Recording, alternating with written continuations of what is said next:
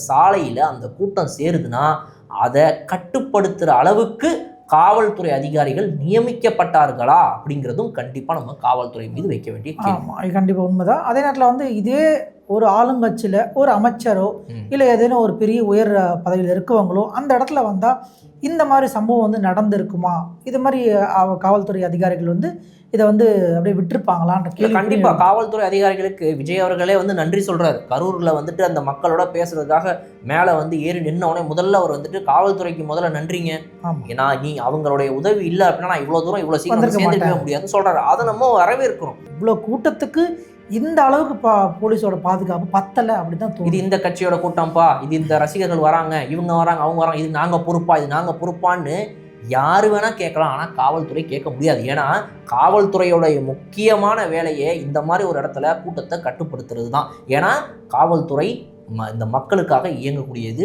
இந்த அரசாங்கத்தின் முக்கியமான ஒரு தூண்.